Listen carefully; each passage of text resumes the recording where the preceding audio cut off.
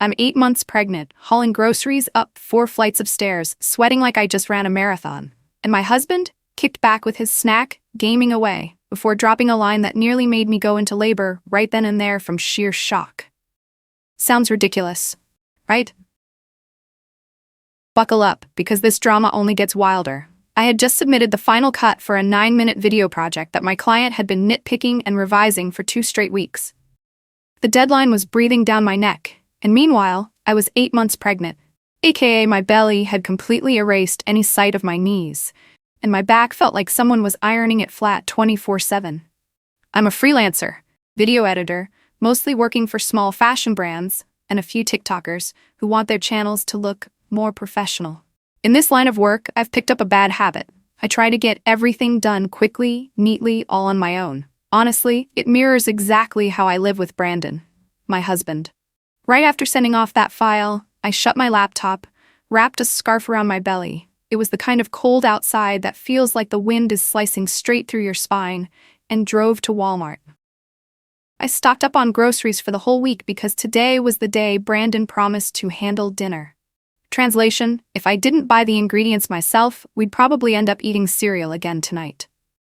Walmart was packed. I maneuvered through each aisle like a giant cargo ship, pushing a cart piled high, bouncing over potholes in the parking lot, pretty much missing only a sign that read, "My mom can carry the whole world on her own."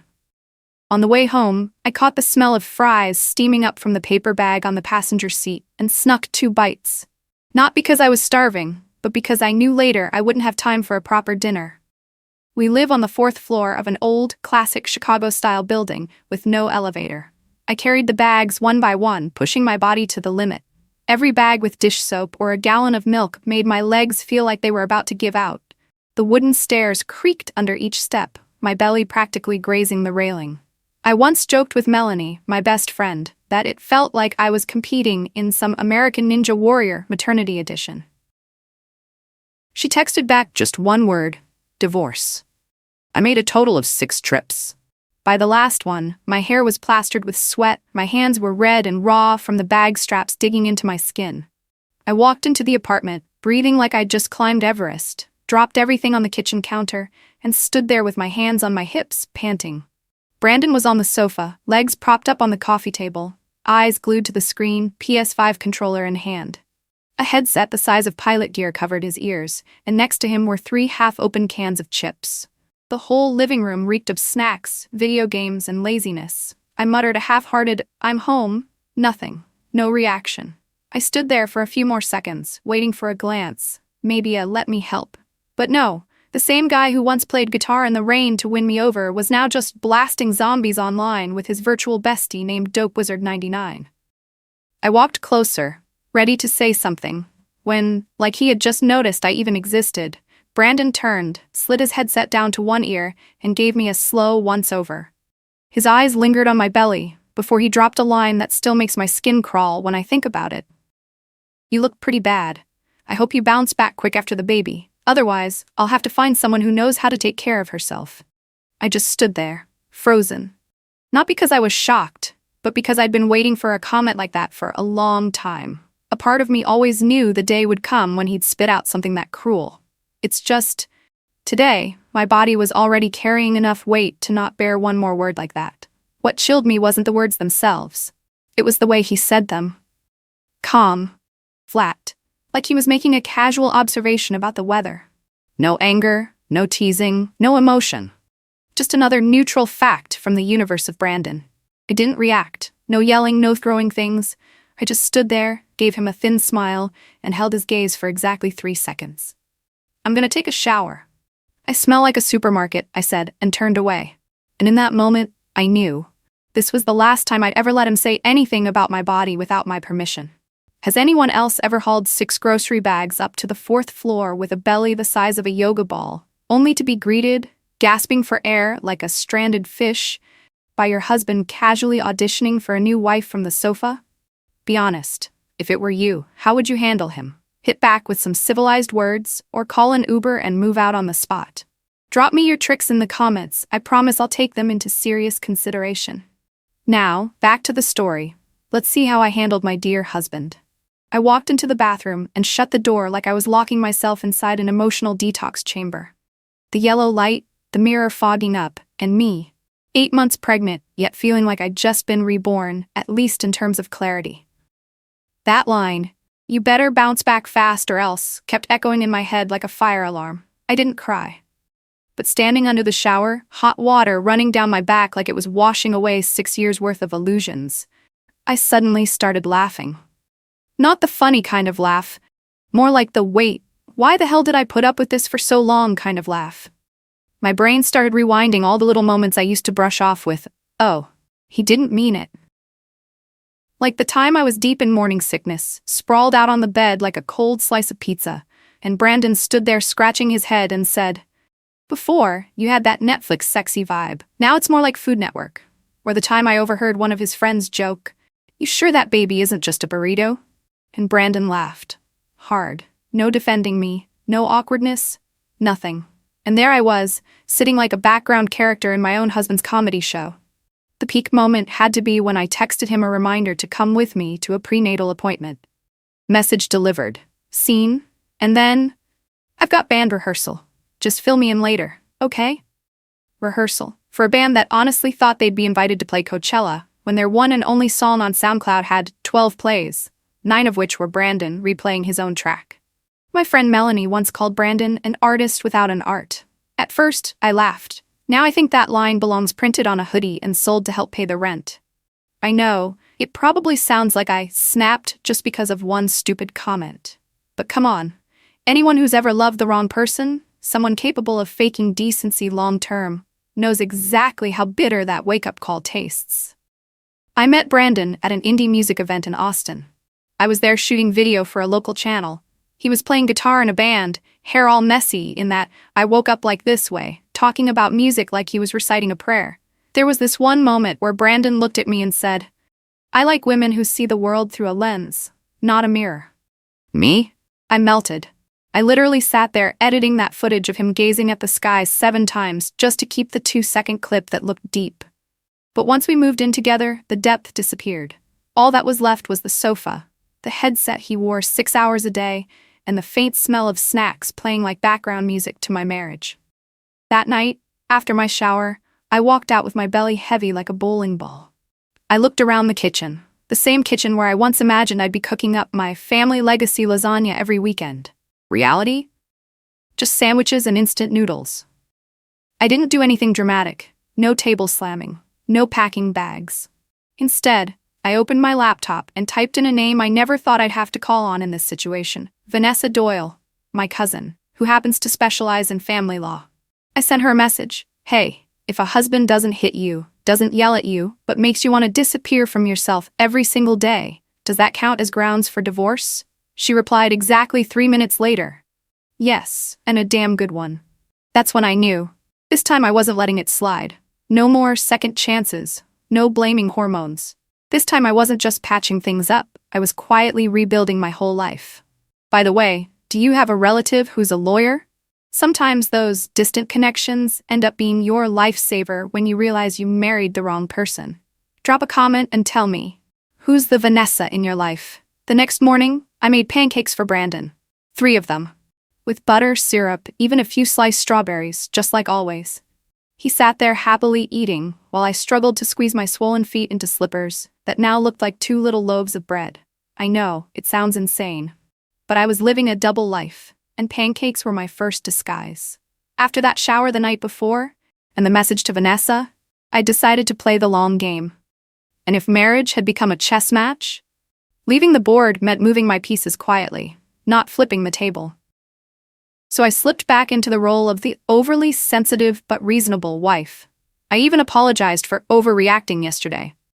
Brandon exhaled in relief, like he just dodged a hit in his game without losing a single life. I nodded when he said, "You get me, right?"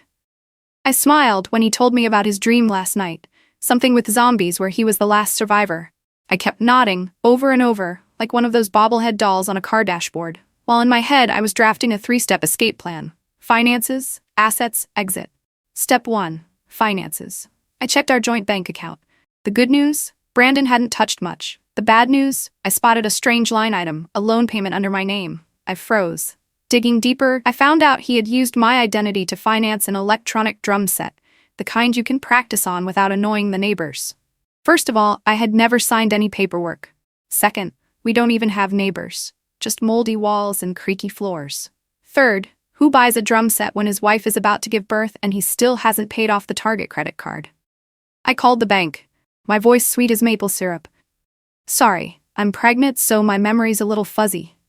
Did I, by any chance, sign this? The account manager sent me the contract, and oh my god, the signature looked shakier than something a cat might scribble with its paw. I saved everything, not to throw it down right away, but to use at the perfect moment. Every chess piece had to land exactly where it belonged. Next step, assets. I rented a small storage unit 15 minutes from home, tucked away in a pretty discreet industrial area. Reason listed, moving personal office. Because really, who would suspect a heavily pregnant woman was quietly moving out? From that moment on, every time Brandon went out, band practice, meeting his music buddies, translation, drinking beer in someone's garage, I turned into a secret agent. Laptop bag, the new breast pump, a few baby outfits, a box of documents. I split everything into small loads, packed them into giant IKEA bags, and quietly hauled them to the storage unit. One day, while juggling boxes and fake talking to a client on the phone, I suddenly laughed out loud when it hit me. Wait, I'm literally moving out of my marriage, and my husband has no clue. I once read a Reddit post about a woman who packed up her entire place and then texted her husband, "Don't forget to turn off the stove before bed. Oh wait, I don't live there anymore." Back then, I thought it was a joke. Now, here I was writing my own version, 8 months pregnant, sneaking bags into an Uber XL. After a week of living like a spy, I decided it was time for the final step. Escape. I bought a new phone, basic model, just for calls and texts. No social media. Added a fresh SIM, registered under a neutral name. I hooked it up to a backup email I'd created back in college, one I was sure Brandon had no clue about. I called it Operation Sandwich. Don't ask me why. The name doesn't matter. What matters is not forgetting it. The burner phone was hidden inside an old prenatal vitamin box, a place I knew Brandon would never touch, because in his words, supplements are harder to swallow than my mom's advice. Thanks for the insight, Brandon. My main phone stayed in play, still texting him things like, "Craving chocolate, can you grab some on your way home?" But the backup phone? That was where I kept my support contacts, stayed in touch with Vanessa, stored photos of documents, and researched moving options. I know I'm not some thriller movie heroine, but when you live with someone convinced you can't possibly survive without them, sometimes slipping away quietly is the loudest answer you can give. 3 more days. I kept repeating it in my head like a mantra to keep my blood from boiling. 3 more days. All I had to do was keep a straight face, stay calm, keep up the sweet wife act, and I'd be out. No blowing the plan. No water breaking from stress. That Friday, I had just wrapped up a client call.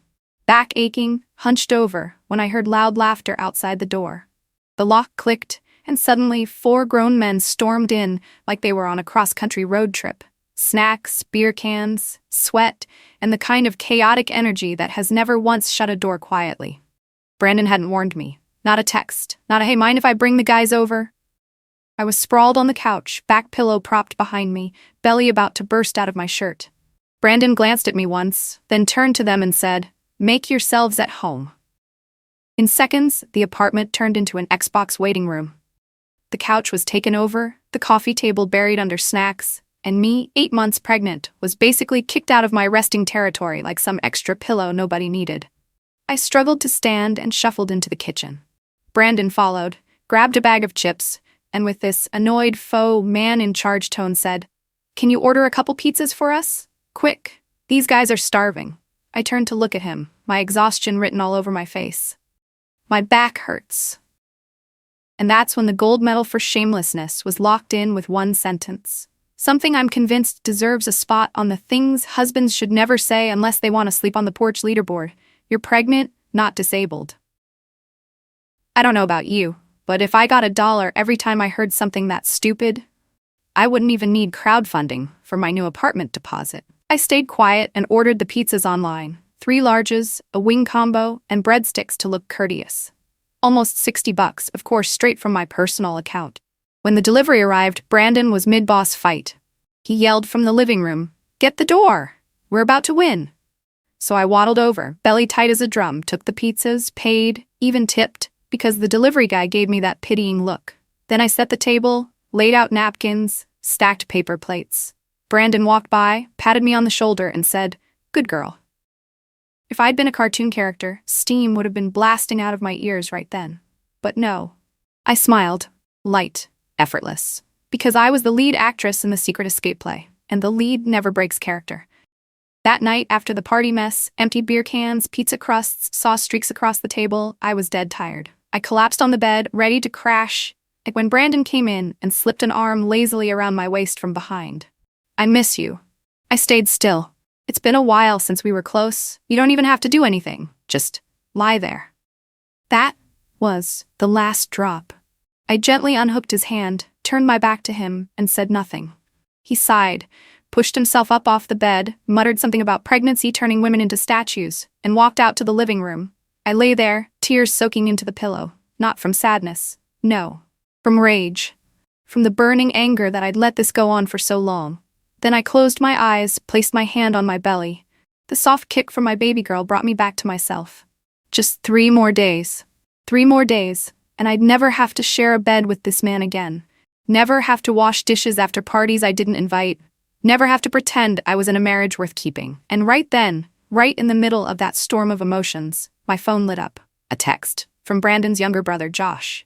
"I know you're going through hell. If you need help, I've got a truck." Stared at the screen, heart pounding. Not out of fear of being caught, but because for the first time in weeks, I felt seen. Josh was the quiet type. Every time I'd met him, he'd just nod, maybe give a faint smile. But turns out, the quiet ones are often the best observers. I typed back just one line, "Thank you, don't say anything yet. I'll reach out when I'm ready." I set the phone down, curled up, and for the first time in weeks, I actually slept. Even if only for a little while. Tell me, has anyone here ever ended up with the buggy beta version of a husband? The kind that makes you want to smash the reset button on marriage every time he opens his mouth? If you've ever been stuck in that ridiculous laugh or cry kind of situation, share it with me. Let me know the universe isn't just beta testing on me alone. Brandon left the house Saturday morning, backpack slung over one shoulder, carrying a box of homemade cookies his mom had sent the week before. He looked back at me, squinting with that smug, "I'm carefree, you be a good little wife at home" smile, and tossed out a short goodbye. "I'll be back tomorrow night. Don't do anything crazy while I'm gone." I smiled. The kind of smile that said, "Oh honey, crazy is literally today's keyword." The second the door clicked shut, I started counting down in my head. 28 hours, no more no less. And Operation Roast Beef Sandwich was officially underway. Why was it called Operation Roast Beef Sandwich? No one knows, not even me. When I came up with it, I was hungry and about to order takeout. But now the name sounded harmless, unpredictable. And the first thing you learn when planning to walk out of a marriage with a guy like Brandon is, the harder to predict, the safer it is. 10 minutes after Brandon left, Vanessa, my cousin, the ice-blooded, perfectly reasonable divorce lawyer, showed up. Leather jacket, thick notebook, the kind of expression that said she'd just wrapped up a case dividing assets that included both a Pomeranian and a backyard. Right behind her was Melanie, my best friend, carrying a box of cartons, tape, scissors, and the kind of energy you'd bring to a bank heist you still plan to finish before lunch. She smacked my hand and said, "Girl, let's take back your damn life." About 40 minutes later, Josh showed up, Brandon's younger brother, with a rented truck that looked like it had rolled straight out of a U-Haul commercial. Hoodie on, cap low, he walked in without glancing around and said just one line, "I'm not taking sides, but I can't stand the way my brother treats you." In my head, I could hear the applause of 10,000 invisible fans. Everyone deserves a Josh in their life. The quiet type who shows up at exactly the right moment, no questions asked. We split into teams. Vanessa handled the new lease, negotiating with the landlord over Zoom. It was for a 2-bedroom apartment with its own washer and dryer, tucked in a quiet neighborhood but still close to Trader Joe's, my #1 priority, no explanation needed. Melanie and I sorted through everything. What was mine, I packed. What was Brandon's, I left. What I bought that he mooched off, I debated. And that electronic drum set he financed under my name? Oh, that was coming with me, packed carefully, non-negotiable. Josh was on lifting duty. He worked so fast I started to wonder if he'd secretly been training at the gym for this very mission all month. We had 28 hours, but we worked like we only had 8. Every box was labeled clearly. Baby stuff, personal items, important documents. Brandon's crap, touch at your own legal risk. While taping up a bear-shaped night lamp, Melanie looked at me and said, "Not sure if you've noticed, but this feels like we're on the Amazing Race, except the grand prize is freedom." I laughed. Even with my arms wrapped around a heavy box, my back aching, my feet swollen, I felt lighter. For the first time in months, everything I was doing was for me, not for anyone else. By late afternoon, the place was nearly empty. We took a 15-minute break to eat sandwiches, the only thing I could swallow without choking on stress, and then I headed into the kitchen, where I decided to leave my goodbye note. On the counter, I placed a handwritten letter, a completed copy of the divorce papers, a photo of the consumer loan contract in my name, a copy of the credit card statement, with the drum set charge circled in red, a printed photo of the drum set itself, next to a note, "This is the most expensive kit you've ever played. Hope it was worth it." The envelope read, "Check the kitchen. A little surprise for you." I wasn't planning to scream, slam tables, or make a scene. I left only the truth, exactly as it was, because sometimes the truth hits harder than any punch could. We left the apartment around 6 p.m. Josh locked the door and handed me the keys. I stuck a little post-it on the doorknob. "Stay away from the self-destruct button. I've saved myself now." On the drive to my new place, I pulled out my phone and dialed Brandon. After 3 rings, voicemail kicked in. I didn't wait for the beep to finish. I just said one line, "Check the kitchen. A little surprise for you." Then I hung up. It felt like I'd finally repaid a debt, but not to him, to myself. A debt of respect, of clarity, of self-worth that I'd lost somewhere in the last 6 years. Do you think I did the right thing? If you do, drop me an okay in the comments so I know I wasn't being over the top. But if you think I should have handled it with even more finesse, throw me some ideas. Who knows? Next time I might just level up into the main character with a taste for poetic revenge. 6 weeks after Operation Roast Beef Sandwich, I was stretched out on a mint green secondhand sofa, sipping plain water with ice. Yep, water. The post-marriage trauma cured me of every soda craving, watching my tiny baby girl sleep like an angel in her crib by the window. Welcome to my new apartment in Evanston. Small, clean, bright, near the lake, a balcony just big enough for a pot of fresh mint. And most importantly, no Brandon. I picked this place because it had a wide kitchen, not so I could cook a ton, but so I could move around freely without tripping over a gaming chair. The first meal I made here was instant noodles, but I ate them in peace, with no Call of Duty screaming "enemy down" in my ear. Life leveled up in the simplest, sweetest way. And then Luna arrived. She came almost 3 weeks early, maybe because I'd been carrying too much stress. Maybe because she heard me whispering the word freedom every night and decided, better show up early so Mom can finally breathe. Vanessa was with me through labor, part lawyer, part handholder, for all 19 hours. And when Luna let out her very first cry, the only thing that slipped out of my mouth was, "Wow, that pitch is high. Does that mean she can sing?" Classic reflex of someone who spent way too long trapped in a fake musician marriage. I named her Luna because she arrived in the night, and she's the smallest yet strongest light I've ever seen. Brandon? Oh, Brandon found out about his daughter's birth through an email. Polite. Complete medical details. No selfies, no emojis, no wish you were here. Neat, like an end-of-quarter report. And right after that, the flip-flop performance began, faster than a soggy tortilla. Day 1. Calling and yelling through my old number that I'd already blocked, borrowing friends' phones to text, "Why didn't you tell me?" Day 2. Sending emails demanding to see the baby immediately. Day 3. Entering victim mode. "You're using our child to punish me." I didn't respond. Every single exchange went through Vanessa. The court granted Brandon visitation, 2 hours a week, supervised. He missed the first 3. Each time, a different excuse. Band practice, traffic. I thought it was Friday, not Thursday. I wasn't angry. I wasn't sad. I was busy. Busy learning how to swaddle the baby without tying my own hands up. Busy memorizing the eat, sleep, pee, spit up, eat cycle.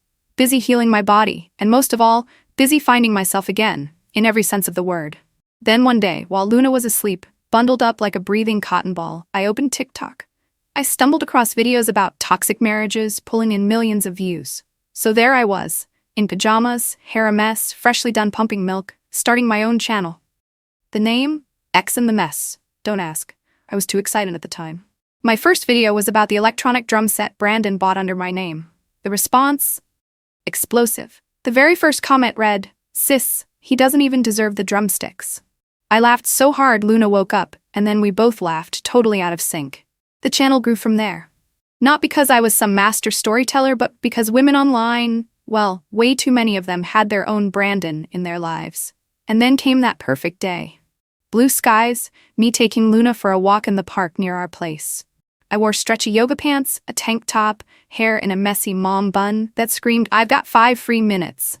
I asked Melanie to snap a photo, me holding Luna with one arm, the other on my hip, looking like a mom who'd survived a 3-year war and only lost 12 pounds. I posted it on TikTok with a single caption line, "I lost 12 pounds, not for him, but so I can lift my baby high without breaking my back." 30,000 likes in 2 hours. Someone commented, "This is the postpartum energy I aspire to." And I thought, you don't need to aspire. You just need the courage to walk away. If you ask me what the real peak of this whole story was, it wasn't when I left the apartment. It wasn't when Brandon opened the divorce letter.